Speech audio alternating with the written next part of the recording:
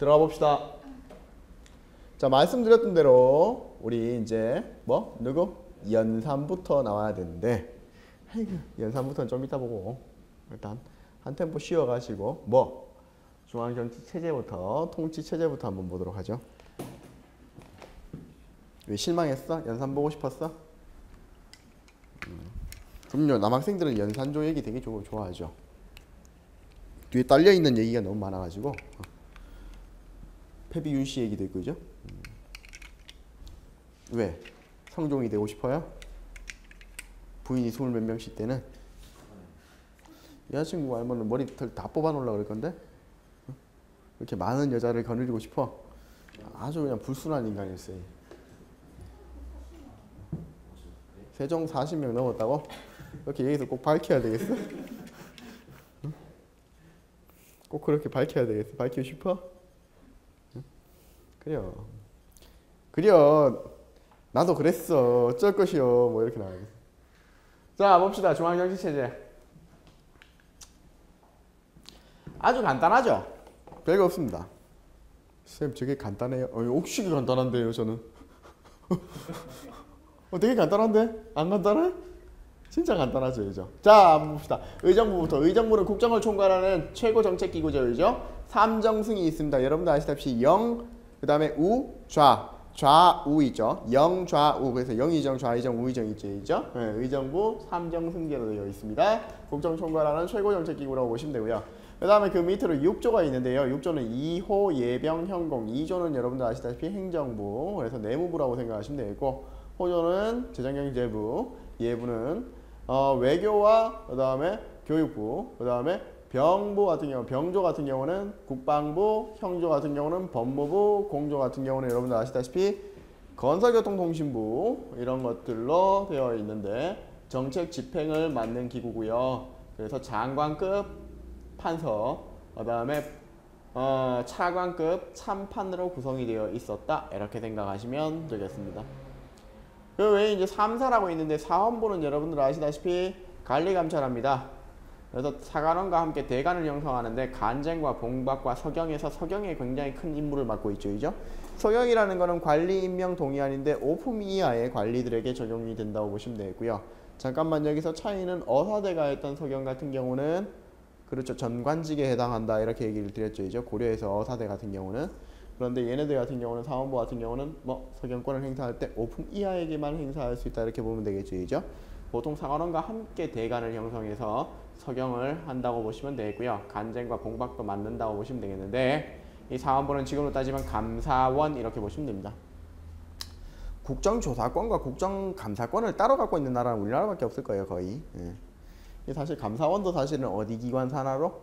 대통령 직속기관이 아니라 국회 산하로 넣어줘야 되는 기관인데 사실은 얘네도 마찬가지로 사실 사원부 같은 경우에도 따로 분리를 시킨 기관이 돼야 되죠. 그래서 따로 분리되어 있죠. 이죠?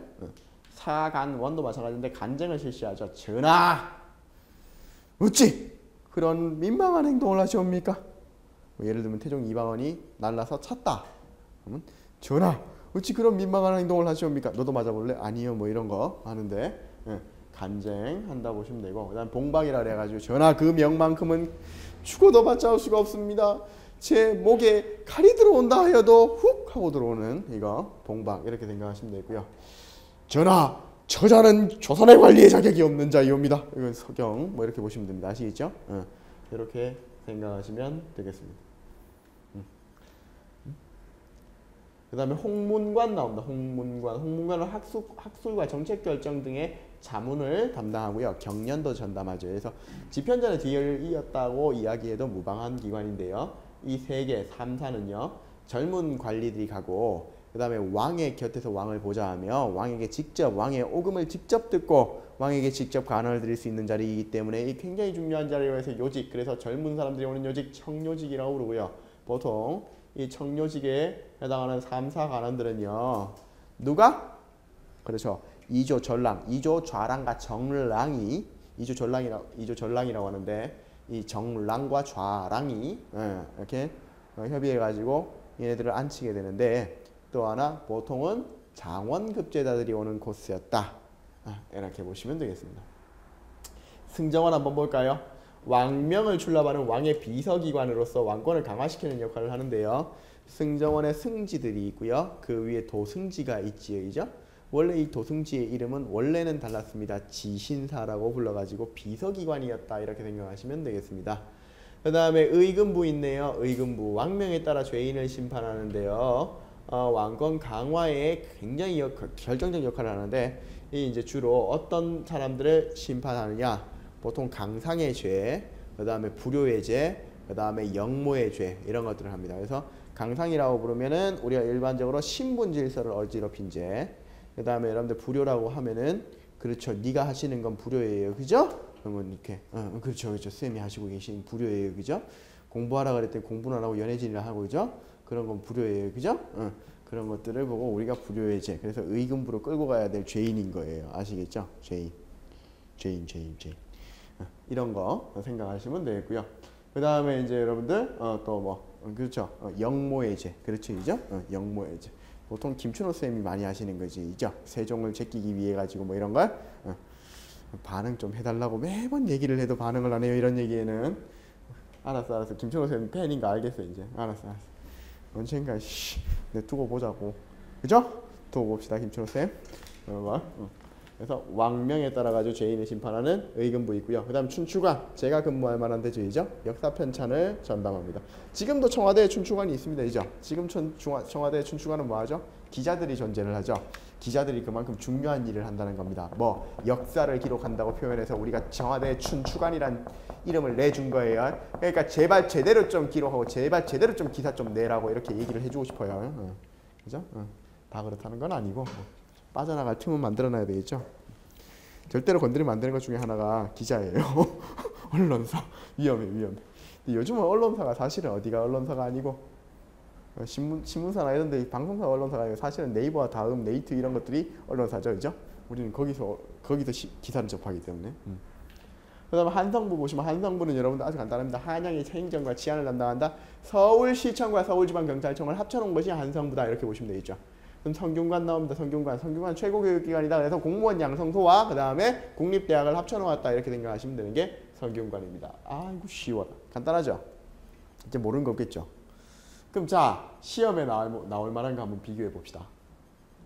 여기서 시험에 나올 만한 거 제일 단독으로 시험 문제를 냈을 때 제일 내기 좋은 건 뭐예요? 춘추관 낼 거예요? 한성부 낼래? 성균관 낼래? 아니거든. 성균관 낼 수 있거든. 왜? 성균관은 이름 바뀌어온 과정하고 이런 것들 낼 수 있거든. 성균관은 나올 수 있어요. 그 다음 의금부, 춘추관, 한성부는 내기가 좀 애매해요. 승정원 같은 경우도 내기가 좀 애매하죠. 단 승정원은 어디하고 비교해서? 중추원하고 비교해서 낼 수 있죠. 그 다음 여러분 또 하나 기억하셔야 되는 거, 의정부 같은 경우에는요. 의정부 같은 경우는 도평의사사에서 변신해 온 거 기억하실 필요도 있을 것 같고, 그 다음에 의정부 서사제하고 육조직계제 할 때 의정부를 물어볼 수도 있겠죠. 그 다음 보통 시험에 제일 잘 나오는 건 이 3사입니다.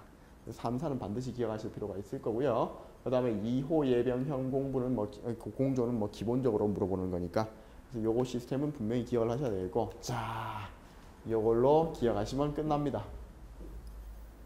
다시 한 번 더. 의정부는 무슨 기관? 최고정책기관. 승정원은 무슨 기관? 왕명출납기구 비서기관. 의금부는? 예, 그렇죠. 중죄인을 다루는 사법기관이라고 보시면 되겠죠. 그 다음에 2호 예병형 공조 전부 다 아시죠, 이죠? 그 다음에 사헌부 아시겠죠? 사헌부 뭐죠? 감사원이라고 얘기 드렸죠. 사관원 뭐라고 얘기 드렸죠? 사관원 간쟁을 담당한다고 얘기 드렸는데, 이게 지금으로 따지자면 뭐라고? 시민단체급이라고 생각하시면 되겠습니다, 이제. 그 다음에 홍문관은 자문기구라고 얘기 드렸죠. 춘추관 역사책 쓴다고 얘기 드렸고, 성균관 교육기관이라고 말씀드렸고, 다 알잖아. 근데 뭐 어려울 게 있어요? 어려울 거 하나도 없어요. 아시겠죠? 어려울 거 하나도 없습니다. 이 중에서 만약에 삼법사라고 해갖고 법을 다루는 세 개를 다룬다. 그럼 뭐 나올까? 형조, 의금부, 그 다음 또 한성부 이렇게 물어볼 수 있고요. 그 다음에 형조, 그죠? 사원부, 한성부도 될 수 있고요. 사원부도 그 형법기관이거든. 엄밀히 따지면. 그 다음에 장례원도 넣을 수 있고요. 그래서 세 개 뭉쳐놓으면 삼법사라고 얘기를 하기도 합니다. 아시겠죠? 헷갈리지 마세요. 장례원은 뭐냐면은 누구에 관한 일? 노비에 관한 문제를 다루는 기관. 아시겠죠? 걔네들도 사법기관의 형태를 가지고 있기 때문에 3법사로 분류를 할 수 있습니다. 아시겠죠? 3사하고 3법사하고 헷갈리지 말라고. 3사는 여기 나와 있는 거 3개 3사고 3법사라고 하는 법 집행기관 3개 합쳐놓으면 3법사고. 근데 3법사 문제는 여러분들한테 나온다 안 나온다? 거의 나올 수 없다라고 얘기했죠. 이죠? 3법사라고 나오기 힘들다. 이렇게 기억하시면 되겠습니다. 그 다음에 뭐를 가르쳐 드려야 될까? 대간의 업무 나오네. 대간은 마땅히 위헌과 명망이 우선시되어야 되고요. 탄핵은 뒤에 해야 합니다. 왜냐하면 위헌과 명망이 있는 자는 비록 종일토록 말하지 않더라도 사람들이 스스로 두려워 복종할 것이고 이것이 없는 자는 날마다 수많은 글을 올린다 해도 사람들이 더욱 두려워하지 않기 때문입니다. 대개 강의한 뜻과 정직한 지조가 본래 사람들에게 알려지지 못한 채 한갓 탄핵만으로 여러 신하들을 두렵게 하고 안과 밖을 깨끗이 하려 한다면 기강은 떨어지지 못하고 원망과 비방이 먼저 일어날까 두려워합니다. 천하의 득실과 백성들을 이해하고 사직의 모든 일을 간섭하고 일정한 직책에 매이지 않는 것은 홀로 재상만이 할 수 있는 것이며 간관만이 말할 수 있는 것뿐이니 간관의 지위는 낮지만 직무는 재상과 대등하니 이들 간관을 일컬어서 우리가 그래서 중요한 자 요직에 있다 하여 청요직이라 부르며 그들 관관이야말로 가장 중요한 언론의 업무를 맡으니 그들이야말로 독립된 기관에서 일을 한다. 그죠? 그래서 삼봉집에 나와 있죠. 자, 지방행정 조직 보기 전에 여러분들 조금 기억을 하시면 좋은 것들이 몇 가지가 있는데 3, 4, 4관원 6조 의정부는 전부 다 하셨죠. 홍문관 여론정치를 위한 것도 다 하셨죠. 근데 대표적인 것들이 이제 왕권 강화 기간과 왕권 견제와 관련된 것들을 기억을 하실 필요가 있어요. 예를 들면 왕권 강화는 뭐? 의금부. 그다음 또 승정원. 그다음에 6조 직계제. 그다음 과거제. 호패법. 그죠? 뭐 이런 것도 있죠. 나중에 가면 규장각이나 장용령 같은 것들도 뭐 왕권 강화를 위해 사용됩니다. 그에 비해서 왕권 견제는요. 대표적인 거 첫 번째 의정부, 그 다음에 삼사도 있을 수 있죠. 그죠? 상소도 있을 수 있죠. 1대1로 찾아보면 윤대도 있을 수 있고요. 경련도 있을 수 있죠. 단체로 모아가지고 뭐하는? 태업하는. 그러니까 성균관 학생들이 단체로 출석 거부하는 권당도 존재하죠. 예. 성균관 학생들이 단체로 출석 거부하는 권당도 있습니다. 대표적인 세 개의 법 집행기관 뭐 있죠? 형조 있습니다. 두 번째는 사원부 있을 수 있죠. 그 다음 또 한성부 있을 수 있죠. 여기에 두 개의 법기관이 더 있다 그랬죠? 뭐와 뭐 있다 그랬죠? 의금부 있고 장례원 있다 그랬죠. 근데 의금부와 장례원은 특수기관, 보통 일반적으로 이렇게 보시면 되겠죠. 조선의 품계는 우리가 보통 18품을 갖고 있고요. 개는 몇 개? 30개를 갖고 있죠. 그래서 예를 들어 가지고 어디까지는 6품까지는 그죠? 6품까지는 1품부터 시작해서 6품까지는 뭐가 있다? 정과 종이 있고 정종이 상하가 존재를 한다. 어디까지? 6품까지. 아시겠죠? 그 다음 7품부터 시작해서 18품까지는 7품부터 9품까지 18품계니까 9품까지는 정과 종만 존재를 하더라. 그죠? 쭉 이렇게 정종 해서 그래서 합쳐서 우리가 18품 30개라고 표현을 합니다. 보통 우리가 정3품 상까지를 우리가 당상이라고 부르고 그 다음에 정3품 하부터 시작해서 어디까지? 보통 우리가 당하의 구분을 확실히 모르겠네. 어디까지? 종6품 하까지를 우리가 보통 참상관이라고 부릅니다. 아시겠죠? 종6품 하까지를 우리가 보통 참상관이라고 부릅니다. 그 밑을 참하관이라고 부릅니다. 그래서 당상, 당하, 참상, 참하가 있다. 이렇게 생각하시면 되겠고요. 그 다음 또 하나 중요한 거 있네. 제가 뭐 가르쳐 드려야 될까? 이러다가 계속 생각하다가 이제 가르쳐 드립니다.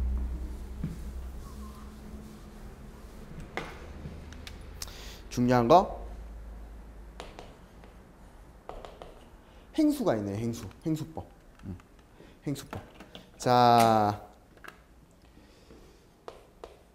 계급은 높은데 계급은 높은데 직급은 비천하다. 이럴 경우에 앞에다가 행 이렇게 붙이고요. 그 다음에 계급은 비천한데 직급은 높더라. 이런 경우를 앞에다가 수를 붙입니다. 무슨 얘기냐?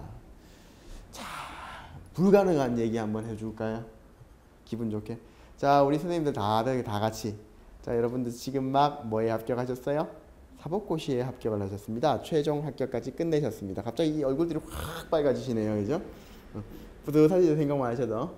그래서 이제 발령을 받아야 되는데 여러분들이 이제 사법연수원 갔다 와가지고 발령을 뭘로 받기로 했느냐? 판사로 받기로 했어요. 기분 좋으시죠, 이죠? 제 나이에 판사 되나? 그럼요, 여러분들 나이에 판사 있어요. 판사 많아요, 여러분들 나이에 판사. 여러분들 나이에 판사한테 걸리면 골치 아파요. 원리 원칙만 다시 되면 진짜 꼴찌 아파요. 진짜로. 정말. 근데 자, 한번 봅시다. 자, 여러분들이 뭘로 하기로 했는데 판사로 가야 되는데 전화가 왔어요. 자, 여러분들 전화를 받았습니다. 자, 다 같이 전화를 받아 상상 속에서 전화 왔습니다. 자, 제가 법원 행정처에 있습니다. 이 법원 행정처입니다, 판사님. 죄송스럽게 됐습니다. 이번 회차에 발령을 못 받으시게 됐습니다. 그런데 지금 자리가 하나 있긴 있습니다. 죄송스럽지만 대법원장님께서 그렇게 좀 이해를 해달라고 하시는데 그렇게 하시는 게 맞을 것 같습니다. 서기 자리가 나왔는데 죄송하지만 서기로 좀 가시지요. 그래서 어쩔 수 없이 서기로 가기로 했어요. 그럼 어떻게 되느냐? 행서기가 되는 거예요. 아시겠죠? 그럼 어떻게 되냐? 판사님 들어오십니다. 그 다음에 여러분들 들어올 때 서기님 들어오십니다. 기립해 주십시오. 뭐 이렇게 되는 거예요. 아시겠죠? 여러분들 막 치다가 잠깐 피고 못 적었으니까 다시 한번 불러봐. 천천히 한 글자씩 떼서. 그러니까 어쨌다고? 칼 들었는데 천천히 하라고 자식아. 는데 근데 찔렀어? 오케이. 이렇게 되는 거죠. 행서기가 되는 거예요. 그 이제 요번에 이제 또 여러분들이 갖고 서기 못 하겠다고 나 도저히 안 되겠다고 이거 안 맞다고. 그래서 여러분 그만뒀어요. 그러고 나서 여러분들이 또 기다리고 있었어요. 한 3개월 있다 전화 왔습니다. 달렐렐렐레. 안녕하십니까 법원 행정처입니다. 저기 지금 판사 진짜 자리가 없네요. 퇴직을 안 하세요, 퇴직을. 근데 당연히 가실 자리가 하나 있습니다. 대법원장 자리가 나왔는데 말입니다. 그럼 여러분들이 이제 대법원장으로 가셨어요. 그럼 어떻게 되냐? 수 대법원장이 되십니다. 무슨 말인지 아시겠죠? 그럼 여러분들이 이제 말할 때 대법원장님 들어오십니다가 아니라 대법원장 들어와. 이렇게 되는 거죠. 고생 많지? 처음이라고. 나 누군지 알아? 나 몰라? 나 부장판사야. 고생 많이 해? 이거 지나가는 거예요. 아시겠죠? 무슨 말인지 아시겠어요? 계고직비는 행, 그 다음에 계비직고는 수, 이렇게 해서 행수법이라는 게 있습니다. 두 번째는요, 여러분들 뭐가 있느냐? 상피제라고 있습니다. 상피제. 상피제라는 건 아주 간단하게 서로 피한답니다. 서로 피한다. 자, 쌤, 저는 어디 출신? 그렇죠, 경남 합천 출신. 저희는 저기는 어디는? 저는 또 저희 장인께서는 어디? 전라도이죠. 전라도 진안이시죠. 그러면 저는 진안이나 합천이나 그다음 제가 학교를 어디에서 나왔다고요? 고등학교를? 중학교 고등학교를? 중학교 고등학교는 대구에서 나왔어요. 대구나 이런 데 못 가요. 무슨 얘기냐? 제가 대구시장으로 가고 싶어도 못 가요. 제가 합천 군수로 가고 싶어도 못 가요. 제가 진안 군수로 가고 싶어도 못 간다고. 왜?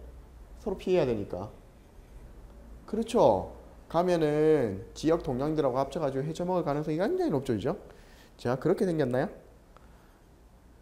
그렇죠. 아니에요. 그래서 또 하나는 뭐냐면 이런 겁니다. 자, 예를 들어가지고 제가 어디에 국방부에 근무를 하고 있습니다. 그럼 제 아들은 국방부에 근무할 수 있다 없다? 못한다 이렇게 됩니다. 아시겠죠? 그다음 제가 예를 들어가지고 어디에 외교통상부에 근무하고 있다. 제 아들은 외교통상부에 근무 못한다 이렇게 됩니다. 상피 서로 피합니다. 아시겠죠? 원칙적으로. 왜? 그렇죠. 부정과 부패를 막기 위한 거, 파벌을 막기 위한 거. 여러 가지 상황에 대해 가지고 미리 대처를 취한 거. 그래서 우리가 보통 상피를 한다 이렇게 표현을 합니다. 아시겠죠? 그 다음에 여러분들 보시면 지금 경관직들은 좀 봤는데 외관직을 좀 보셔야 되겠죠. 그래서 지방행정조직을 좀 보시도록 하시죠. 지방행정조직을 좀 보시도록 하십니다. 자, 지방행정조직. 자, 조선은요 중앙집권을 강화하면서 모든 군현에 지방관을 파견했기 때문에 속군과 속현은 없다. 아시겠죠? 속군과 속현은 더 이상 존재하지 않는다. 오케이? 속군과 속현은 더 이상 존재하지 않습니다. 또 하나 중요한 거, 향부곡소는 폐지됐습니다. 특수행정구역인 향부곡소는 어떻게 됐다? 폐지되었다. 이렇게 기억을 하셔야 되죠. 수령의 권한이 굉장히 강화됩니다. 수령의 권한이 강화되면서 수령들이 이제 굉장히 높은 사람들이 갑니다. 이 사람들이. 그래서 원래 수령들이 관찰사들이요. 원래 안찰사들이 갔었죠. 고려에서는. 이 6개월 임시직으로 갔잖아요. 얘네들이.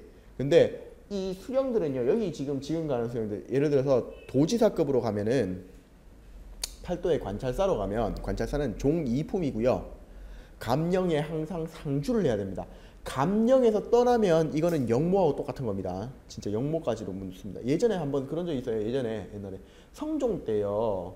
어떤 그 신하가 그 당시에 이제 지방 수령으로 파견을 갔는데, 지방 수령은 기본적으로 그 지역에 수령으로 가면 그 지역에서 상주해야 됩니다. 자기가 있어야 돼. 위수 지역을 벗어나게 되면 이거는 영모로 다스리게 되는데, 한 번은 밤을 야간을 틈타 가지고 전화가 너무 보고 싶어하고 이 양반이 와요. 근데 쌩 난리가 나거든요. 저 목 쳐야 된다고. 그런데 전하께서 성종께서 하셨던 얘기가, 오죽 보고 싶으면 그랬을까. 자기도 기분이 좋았던 모양이야. 자기 보고 싶다고 야간에 막 말을 날려갖고 미친듯이 와갖고 전화 이러고 얼굴만 메고 가려고 왔습니다. 그러고 뭐 하나 선물 갖다 주고 그죠? 그리고 나서 전화 식사 잘 하시고 건강하게 입십시오. 갔다 오겠습니다. 그러고 우후 또 달려가니까 얼마나 기분 좋아요, 그죠? 그랬던 모양이에요. 그래갖고 기특하게 보았다 뭐 이런 얘기가 있는데, 원래 자기 지역은 벗어나면 안 됩니다. 그래서 상주하도록 되어 있다 이렇게 보시면 되고요. 그 다음에 그러다 보니까 이제 수령의 권한이 상당히 강화되겠죠, 이죠? 수령의 권한이 상당히 강화되겠죠. 수령들의 관장들의 권한이 얼마나 강했는지는 누구를 통해서 알 수 있는데, 변학도를 통해서 알 수 있습니다. 춘향전에 변학도를 보면 알 수 있는데, 변학도는 법령의 해석권을 갖고 있죠, 그죠? 그래서 법령을 해석해서 관장을 기만한 죄라는 사법권 행사까지 했습니다. 그리고 또 뭐 했죠? 그렇죠. 그래서 관장을 기망한 죄로 그것을 해석해 가지고 어떻게 했죠? 가두고 사형을 시키기 위해 가지고 형 집행을 하기 위한 행정직도 했죠, 그죠? 그리고 또 더 놀라운 건 뭐냐면 그 법 해석권이라는 건 거의 입법권에 가깝죠, 그죠? 그러니까 사법, 입법, 행정권을 모두 다 해줄 수 있는 사람 누구예요? 수령입니다. 물론 입법권을 휘두르는 건 아니지만은 그래도 어느 정도는 그런 것들이 존재를 했다라고 생각하시는 게 맞겠죠, 그죠? 상당히 강력한 권한을 갖고 있었다. 그러다 보니까 이제 향리들은 수령의 실무를 보좌하는 육방 아전으로 전락합니다. 그래서 이방, 여봐라 이방, 예의사또 이거 있잖아요. 봐라 호방, 예의사또. 이번에 세금이 왜 이렇게 안 거치는 것이야? 뭐가 문제야? 그런 거. 그다음에 여봐라 병방, 예. 그 있잖아 저기 그 시꺼먼 오랑캐 그거 마음에 안 드니까 이번에 군역을 보내는데 좀 오래 보내버려요. 10년쯤 보내면 좋지 않을까? 뭐 이런 거를 하는 게 이제, 그러면 옆에서 아전들이 예의사또 뭐 이런 거 하는 거, 얘네들이 육방 아전입니다. 얘네들로 향리들이 전락을 했다 이렇게 생각하시면 되겠고, 그래서 지방행정 체제와 유양소 경제소들을 보도록 하겠습니다. 자, 모든 군현에는 관리가 파견된다. 수령의 권한이 강화되었다. 그래서 보통 관찰사는 종 2품의 감령 상주의 1년 임기고요. 그 다음에 수령은요 종 6품 이상의 5년 임기로 되어 있습니다. 5년 임기. 아따 길다, 그죠? 엄청 길죠. 그 다음에 향리의 권한은 약화되어서 육방 아전으로 전락했고, 역은 세습되었고요. 육방 아전들은 역은 세습되었고, 뭐는 있다 없다? 외역전은 있다 없다? 없다. 이렇게 보시면 되겠죠. 외역전은 없다. 이렇게 보시면 되고, 수령의 명령을 집행을 해서 인구를 파악하고 부역을 징발하고 조세를 수취하는 등의 역할을 맡았다 이렇게 생각하시면 되겠죠. 향촌 말단 지역까지 모두 다 통제를 했고요. 아까 말씀드렸던 대로 향소 부곡은 폐지되었고, 그 다음에 수시로 암행어사를 파견해서 뭐를 했었다? 그렇죠. 지방을 감시감찰했었다. 이렇게 보시면 되겠습니다. 자, 먼저 지방행정제도에서 여러분들 팔도 관찰사 한번 보시죠. 팔도 관찰사. 관찰사는요, 전국 8도에 각각 임명되는데요. 감찰권, 관리 감찰권 갖고 있고요. 그 다음에 행정권 갖고 있고요. 그 다음에 사법권도 갖고 있고요. 거기다 추가로 군사권까지 지녔습니다. 종이품 당상관 이상이고요. 임기가 1년이고 감령에 상주했습니다. 고과제라는 게 있었는데 인사고과라고 들어보셨죠? 인사고과제를 시행을 해가지고요. 누구의? 수령의 업무를 평가했고요. 수령들의 업무를 평가했다고 보시면 되고요. 그 다음에 승진과 좌천을 결정해서 수령을 지휘하고 감독했었다. 이렇게 기억을 하시면 되겠습니다. 지방 수령 부목 군현 나오죠, 이죠? 부목 군현 한번 볼까요? 부사, 목사, 군수, 현령, 현감 이런 애들, 얘네들 수령인데요. 이 현령들은요, 보통 일반적으로 이제 수령들은요, 임기 5년이고요, 왕의 대리인으로서 지방을 통제하게 됩니다. 행정, 군사, 사법의 권한을 가지고 있지만은 중죄인이나 사형죄는 중앙에서 삼심을 행해야 하기 때문에 보고를 반드시 해야 된다는 원칙이 존재를 했습니다. 상피제 때문에 출신 지역에는 갈 수가 없다고 보시면 되겠고요. 그 다음에 여러분들 또 하나, 부자와 형제가 같은 관청으로 부임하는 경우는 없었다. 이렇게 생각하시면 되겠죠. 그 다음에 또 여러분들 뭐를 한다? 또 여러분들 중요한 것 중에 하나가 아전들이 되는데, 아전 아까 얘기 드렸죠, 이죠? 아전은 여러분들 9년 밑에 멸리통을 두고 5개 집을 한 통으로 묶었습니다. 지방민들 중에서 면임이라든가 리에 면리통이다 그랬잖아. 리정. 그 다음에 통에는 누구? 통수. 이런 것들을 두고 면임, 리정, 통수 같은 사람들을 두게 된다. 이렇게 기억을 하셔야 되고, 면임, 리정, 통수 같은 사람들 두고 관장을 했었다. 이렇게 보시면 되고요. 그 다음에 이 육방아전들은 여건세습 때지만 외역전 지급이 없죠. 그러다 보니까 맨날 뭐 한다? 뜯어먹고 산다. 누구를? 그렇죠. 농민들을. 쌤, 그러면 농민들 맨날 뜯어먹는데 얘네들 그럼 뭐 하나 주면 안 돼요? 아, 주긴 줍니다. 뭐 줘요? 그렇죠. 기본적으로 녹봉은 나오죠. 녹은 나와요. 녹은 나오는데 그거 갖고 사람이 살기 힘들죠. 그러니까 요즘도 얘기하죠. 공무원 뭔봉? 박봉. 공무원 봉급 수준이 일반 기업의 80% 이상 차지했다고요? 80% 갖고 네가 한번 살아보시죠. 이렇게 얘기하고 싶어요. 이제? 그잖아요. 그죠? 80% 갖고 네가 한번 살아보시죠. 이렇게 얘기하고 싶어요. 끊임없이 세금 올리고 뭐 올리고 다 올리고 버스비 올리고 뭐 올리면서 임금은 왜 자꾸 동결하는데? 그러면서 80% 수준? 에휴. 정상화 시킨다고 했지만은 그래갖고 노무현 정부 때하고 그다음에 김대중 정부 때 상당히 정상화 시켰는데 거꾸로 다시 내려갔어요. 퍼센트가. 그리고 2%가 부족해도 못 산다는 세상에서 어떻게 20% 가까이가 부족한데 어떻게 살아? 힘들어요. 굉장히 힘듭니다. 강요하면 안 되죠. 무작정 희생을 강요하라 그러면 안 되죠. 그죠? 희생에 대한 대가는 반드시 필요한 거죠. 그죠? 그렇게 보셔야 되겠죠. 자, 똑같습니다. 그렇다고 여러분들이 향리라는 건 아니고, 그죠? 여러분들이 향리라는 건 아니고.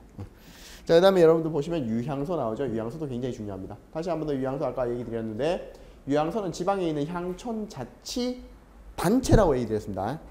기관이다, 단체다? 단체다, 이렇게 얘기 드렸습니다. 자, 유향소의 대표는 보통 좌수어른 또는 별감어른이라고 있고 자기들끼리 선출을 합니다. 수령에게 자문을 해준다고 말씀드렸죠. 그 다음에 백성들을 교화시키는데 아까 말씀드렸던 대로 의 떨어져! 뭐 이런 거 하는 겁니다. 아시겠죠? 풍속교정. 그리고 또 하나 중요한 거 향리를 주찰합니다. 야, 이방 얼른 와봐. 빨리 와. 뛰어와 이씨. 너 아까 사또가 재판하는데 짝다리 짚고 서 있더라? 아니 그게 아니 헛쭈구리 개기냐? 아니 그게 아니고 엎어 뒤집어 엎어 영 말귀를 못하던데 이거 뭘 박아 새끼야.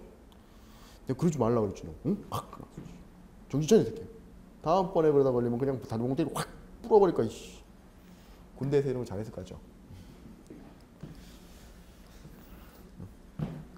이게 이렇게 하는 게 보통 이게 항리 규찰이에요.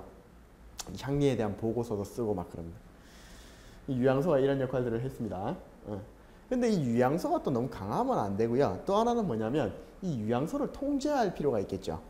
유양서 자체가 자치단체인데 국가에서 통제한다는 게 좀 웃긴 것 같죠? 에이, 아니에요. 우리가 생활체육협의회라는 걸 가지고 각 생활체육단체를 관장하는 거하고 똑같은 거라고 생각하시면 되겠죠. 그래서 유양소를 통제할 목적인데 또 하나는 뭐냐면 지방에 대한 감찰을 할 목적입니다. 이 경제소라는 건 중앙에 있는데요. 각 지역에 있는 수많은 유양소들을 다 이렇게 연결을 지어 놓습니다.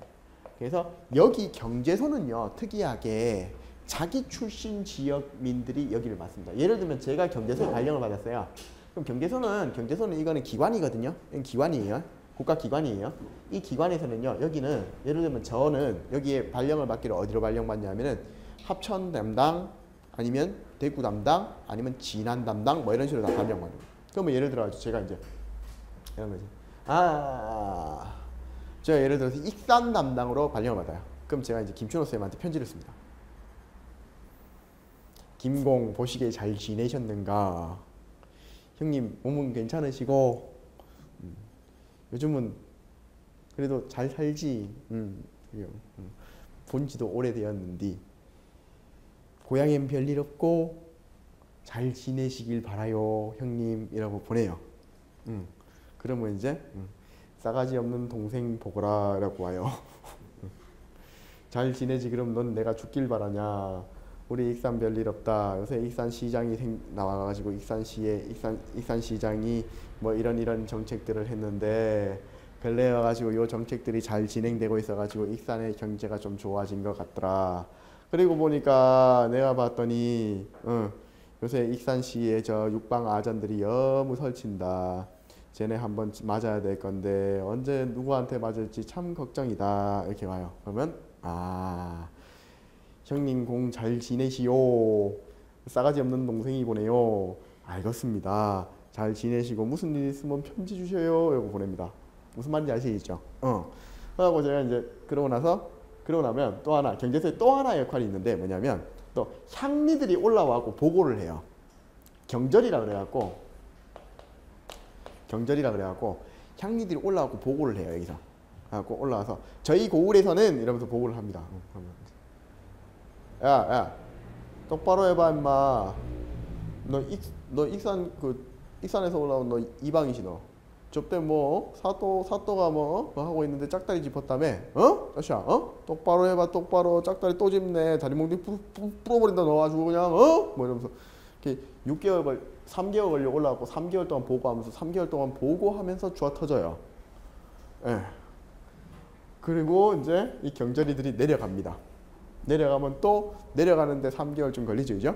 내려가가지고 도착하면 또 유양소 영감들한테 불려갑니다. 너 보고할 때 경제소 올라가고 보고할 때 또 짝다리 짚었다며 너? 일로 와 풀어버릴게.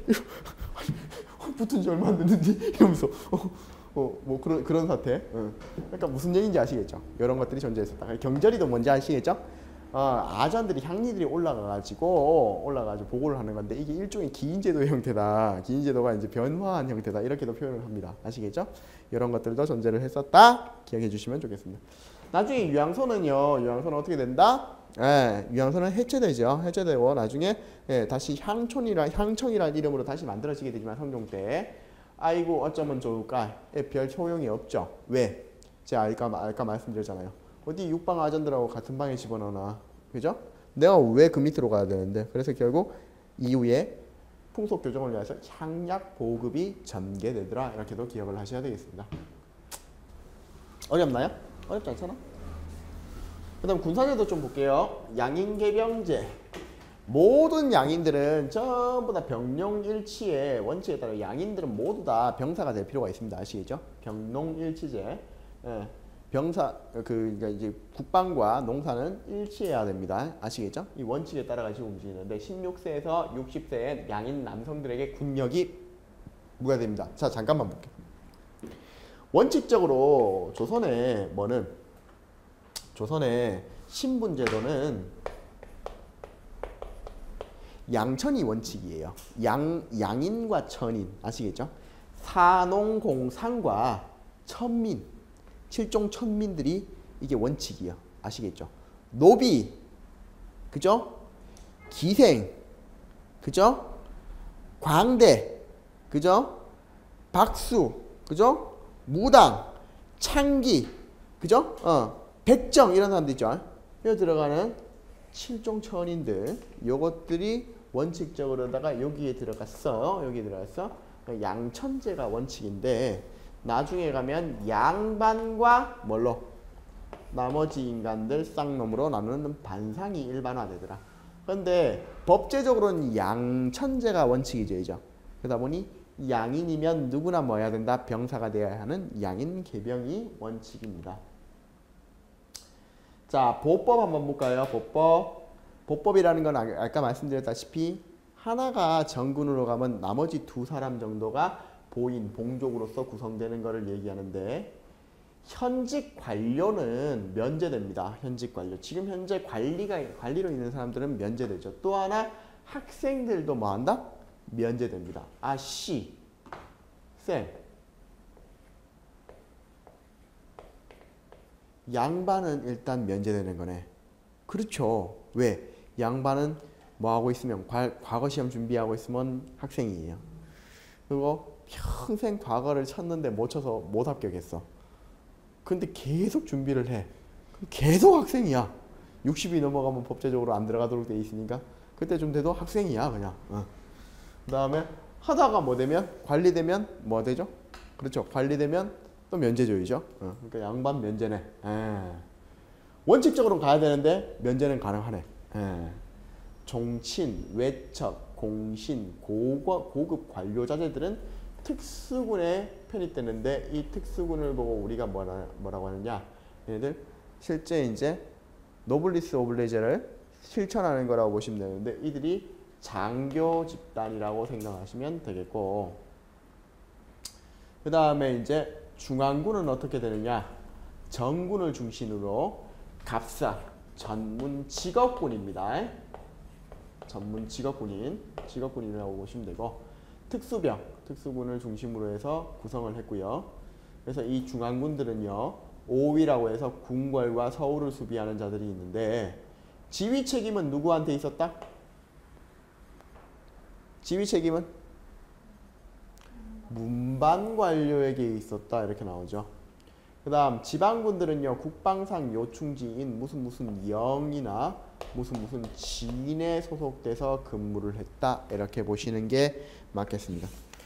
무슨 영이나 무슨 진에. 그래서 보통 병영이나 수영.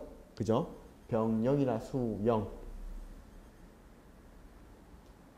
병영 밑에 거진, 그 다음에 수영 밑에 포진, 뭐 이런 거, 뭐 이런 거 뒀습니다. 그래서 그 밑에 소속돼서 근무했다. 그 다음에 잡새꾼 한번 볼까요? 잡새꾼이 있었는데 일종의 예비군인데 봉족이 아닌 자들, 그래서 설이나 잡학이기나 아니면 신분은 양인인데 역은 천한 자, 예를 들면 간제비 같은 사람들, 그죠? 생선 간하는 사람들, 염장하는 사람들 있잖아요. 그런 사람들, 신분은 양인인데 역은 천한 자, 신량 역천인 같은 사람들한테, 그 다음에 노비 이런 사람들을 합쳐가지고 만들어 놓은 게 잡새꾼인데 유명무실하다. 다시 한번 더 뭐라고요? 유명무실했다. 그 다음 일종의 예비군이다. 이렇게 생각하시면 될 것 같고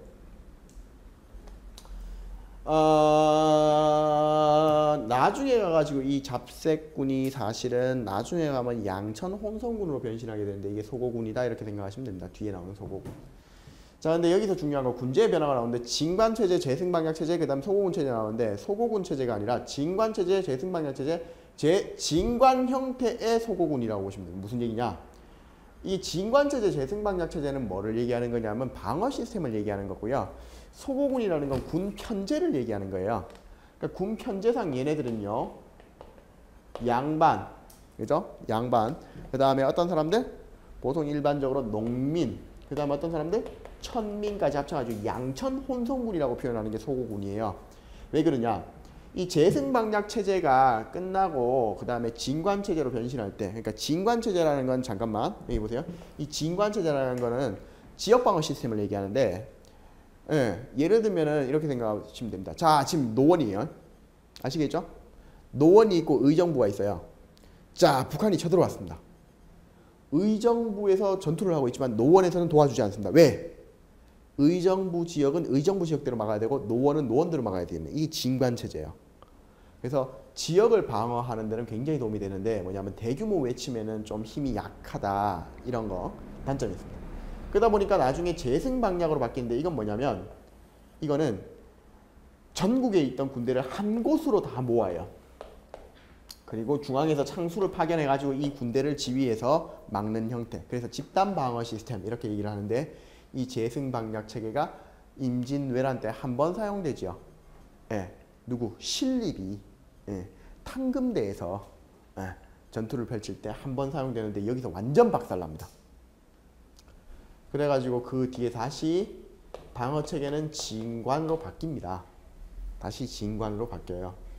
그런데 군대 자체를 모으려고 하니까 사람의 숫자가 부족하죠. 그래서 양인 농민 양반 농민 천민까지 합쳐되는 양천 혼성군인 소고군 체제로 변신하더라. 그래서 방어 체계는 진관 체계고 군 편제는 소고군이더라. 이렇게 표현을 하는 게 군사제도에서는 정답이라고 보시면 되겠습니다. 그 다음에 교통통신 나오는데 봉수라 그래가지고 알죠? 봉화. 그래서 밤에는 불꽃으로 낮에는 연기로 역참이라 그래가지고 역원제도 알죠? 그죠? 그래서 요걸 통해 가지고 물자 수송과 통신을 만든다. 아시겠죠? 이런 것들을 했었다. 기억하시면 되겠습니다. 어렵지 않네. 금방만 넘어갑니다.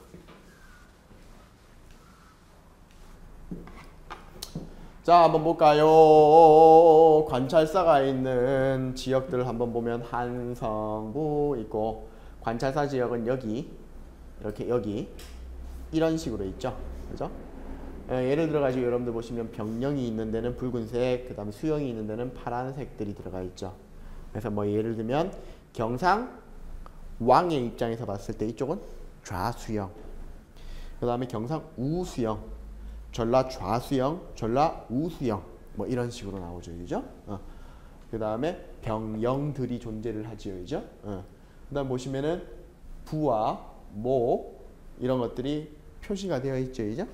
보시면 나오죠. 이런 식으로 만들어져 있었다. 이 당시에 여러분들 보시면 평양과 안주가 가장 크죠. 그래서 평안도. 그 다음에 함흥이 크죠, 그죠? 그 다음에 경성이 있었죠. 함경도, 그죠? 그 다음에 경성을 둘러싸고 있죠, 그죠? 그래서 경기도. 그 다음에 강릉과 원주가 크죠? 강원도. 오케이. 충주와 청주가 커서 뭐라고? 충청도. 전주와 나주 때문에 전라도. 경주와 어디? 상주 때문에 경상도. 뭐 이런 식으로 사용했습니다. 오케이? 오우씨. 자, 여러분들 관리등용제도까지 한번 봐보도록 하는데요. 오늘 관리등용제도까지. 그래서 볼까요? 조선시대에는 과거와 음서와 천거 등으로 관직에 진출을 했습니다. 자, 먼저 문과, 무과, 잡과 등이 있었는데 10년시라 그래서 보통 3년 단위로 시험을 치고요. 별도로 진광시와 알성시가 있었는데 굉장히 재미있는 제도입니다. 진광 같은 경우는 여러분들 뭐를 할 때요? 진광 같은 경우는 특별한 일이 있을 때, 알성 같은 경우는 그러니까 진광 같은 경우는 국가의 큰 경사 있을 때, 알성 같은 경우는 문묘 참배후인데 재미있는 장면을 하나 가르쳐드리면 별시라고 이렇게 해서 했는데 이 진광시, 알성시에 관련된 재미있는 얘기가 있습니다. 뭐냐? 세종 때 세종이 봤더니 꽃이 참 보기 좋아. 세종께서 성균관 학사들을 데리고 꽃놀이를 한번 가시고자 마음을 드시고 성균관에 행차를 하셨는데 문묘를 참배 후에 성균관을 가셨는데 아스푸사 성균관 학생들이 모두 다 이미 벌써 꽃놀이를 나갔더라. 참 우리 학생들이 풍류를 아는구로 하고 껄껄껄 웃으시면서 갈라 그러는데 저 안에서 청아하게 맑은 책 읽는 소리가 들리더라. 그래가지고 세종께서 떡 하고 가셨더니 거기 한 학사가 앉아가지고 책을 읽고 있길래 그대는 어찌하여 가지 않고 여기에 앉아 있는가 했더니 성현들께서 계시는 이곳 명륜당을 비울 수가 없으니 그래서 다른 학생들과 교대하기로 다른 학생들을 보내고 저는 여기에 남았나이다 전하 이렇게 얘기해요. 껄껄껄 웃으시더니 하셨던 말씀 알성시 장원이요. 오, 그렇죠. 문묘를 참배한 후에는 알성시를 할 수 있는데 알성시를 거기서 해버린 거죠. 정답을 얘기한 거죠. 알성시 장원이요. 그때는 지금 장원급제를 한 뭘 하는데 벽제 행사를 하도록 하는데 바깥에 나가서 큰 소리를 울리면서 다니는데 제일 먼저 성균관 학사들이 지금 놀고 있는 그곳에 가서 시작을 하시게 이렇게 해요. 그래가지고 이 양반이 이제 진짜로 어사화를 쓰고 옷을 입고 크게 울리면서 하죠. 장원급제에 장원급제자 행찬 했습니다. 그러니까 그 성균관 학사들이 놀래가지고 자네 장난치지 마시게 어찌 아니 그게 아니고 지금 막 그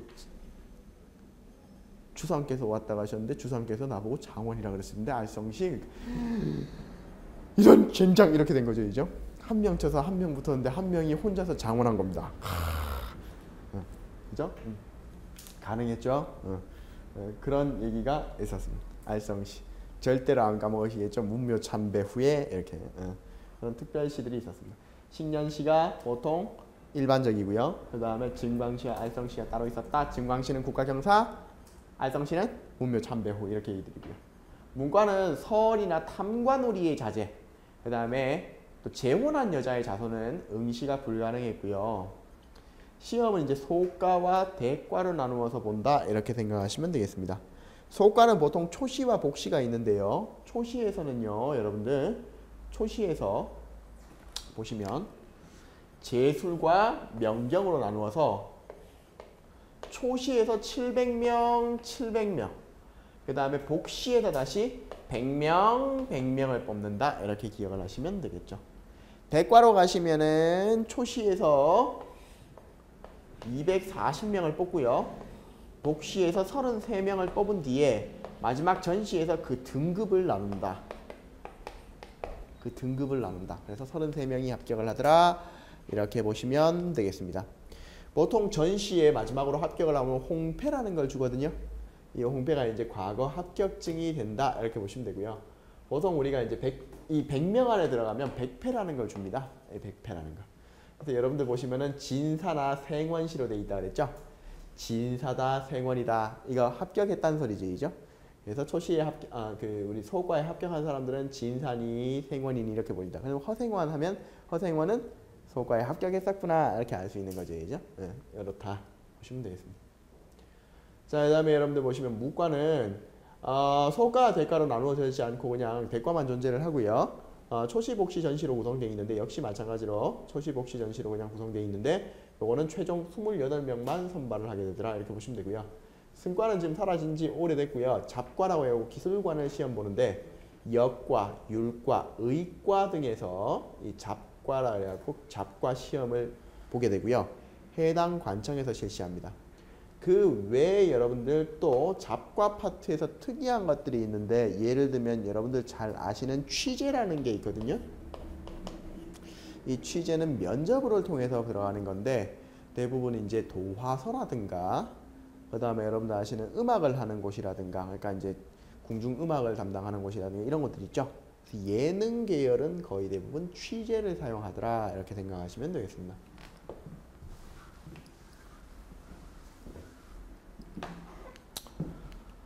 자, 음서제도도 존재를 그대로 했는데요. 음서는 5품 이상의 관료의 자제를 관리로 선발하기는 하는데 음서로 선발된 케이스는 스스로 부끄럽다고 해가지고 일반적으로 이제 여러분들 아시다시피